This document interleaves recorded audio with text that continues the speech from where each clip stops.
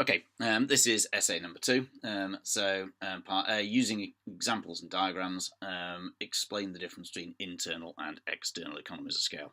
If you know what you're doing, then this is a really straightforward essay, to be completely frank. Obviously, internal economies of scale. All you need to do is to talk about these are linked to the scale of the business. So make it clear that we're talking about an increase in scale, not just an increase in output. So talk about the idea that this is a long-run concept where all factors of production are being increased. Yeah? And then all we've really got to do is draw the diagram and give an example of how an internal economy of scale might work. So what we're saying is that as a result of a change in scale, so what we're doing is we're moving from one short-run average cost curve to another, SRAC1 to SRAC2 to SRAC3, then what's happening is that the firm's costs are being driven down, meaning that the long-run average cost curve looks like that. Yeah. So as we move from one scale to the next, unit costs are being pushed down. And then, after that, once you've done that, I mean, all you got to do is give some examples. I mean, we talked about loads of stuff here. Sometimes it's buyer power. So we talked about Premier Foods. We talked about cruise ships, economies of scale there, tankers. We looked at Amazon and so on. So you can go for physical, financial, managerial, and so on. I mean, it's really very, very straightforward, yeah. And then external economies of scale. There was some confusion over that in some essays. That's the benefits to your business as a result of an expansion in the scale of the industry as a whole. And when we did this, we looked at Motorsport Valley.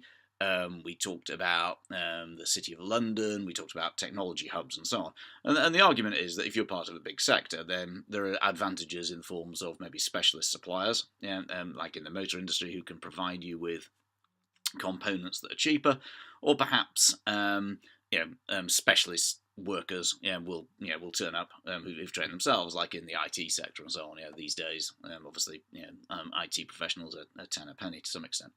But the reason that's happening is that there's a large industry, so it makes it worthwhile for people to train themselves. And then the diagram, then you just need something along these lines, where you're saying, well, look, whatever, there's a firm's long average cost curve, whatever the size of the firm, whether you're Q1, Q2, or Q3, unit costs are lower as a result of being part of a larger industry. So it benefits all firms, small, medium, and large.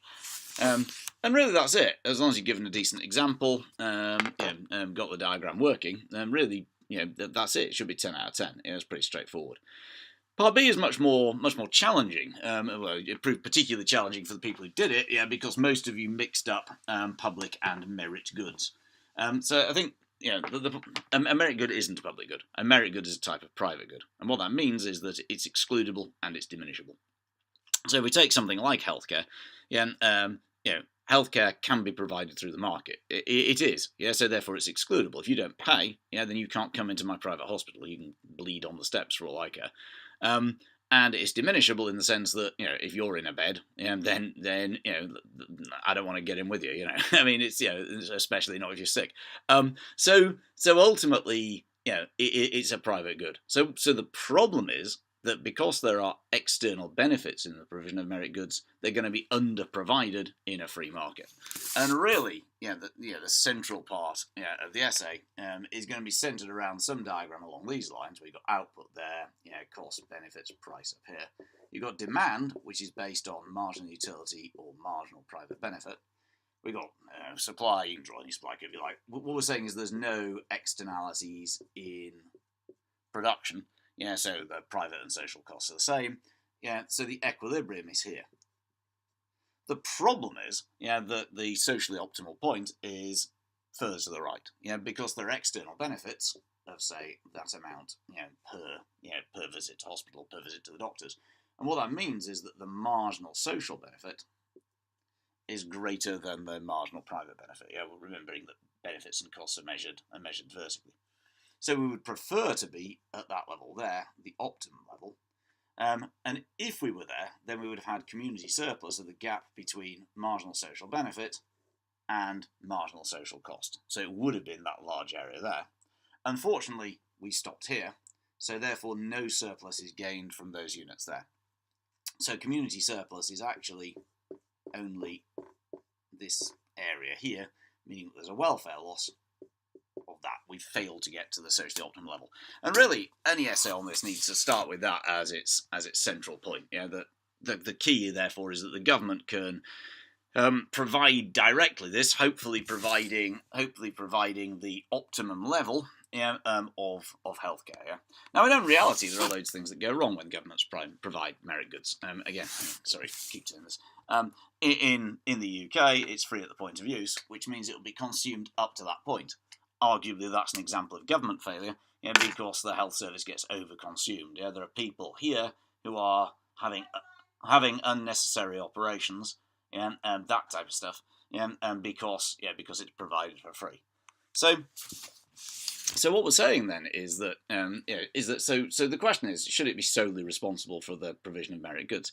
I mean, a sophisticated answer is going to be looking at the idea that maybe there is a role for both state and private provision. However, looking at the answers I got, some good ones looked at the extent to which having state provision of health was necessarily a good thing. Some people talked about the economies of scale that the National Health Service generates. They looked at the idea that we don't want a paid-for health service, because of issues like inequality and so on. That we do need to encourage people to use it, because if it's provided solely through a free market, then as the diagram showed, there's going to be a welfare loss. What the best answers then do is they look at the idea that is the state necessarily the best way of providing this type of service? That maybe there is a role for the private sector. Yeah? So some people might argue that it's unfair, but people with private health insurance can pay for their operations. Arguably, that makes sense, because it removes the pressure from the health service, because these people are treated outside of the system. That there is therefore a market, a kind of competitive market alongside the health service. So I mean, I think if I was writing this, I kind of go, well, look. On the one hand, you don't want pure private provision, for all sorts of reasons. But on the other hand, pure state provision also creates difficulties. And when you've studied privatisation, you'll also see the idea of kind of subcontracting of certain operations within the health service. It hasn't been entirely successful.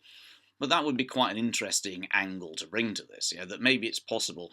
And somebody made the point that you can have, consumer choice within a state-run system, and then looked at the education system where people can improve, or there've been suggestions that people can, one suggestion is that people should be given, kind of the right to an operation, say, in the health service, and then they can choose where they're going to take it. And that then creates competition within the state system, between hospitals for people who have, the right to a hip operation, So you go to your doctor, you get seen by the consultant, they say, right, you need a hip operation, here is a voucher that entitles you to X £1,000 of the care, and then you take that where you want. Anyway, again, the key is try and make it relevant, try and qualify as you go, so in principle, providing it through the state sector is good, but there are problems. In principle, providing it through the private sector can be good, but there are problems. So overall, what is it that we want to do? So again, it's coming to that final conclusion. Should it be solely responsible? Answer, probably not, and then justify what you say.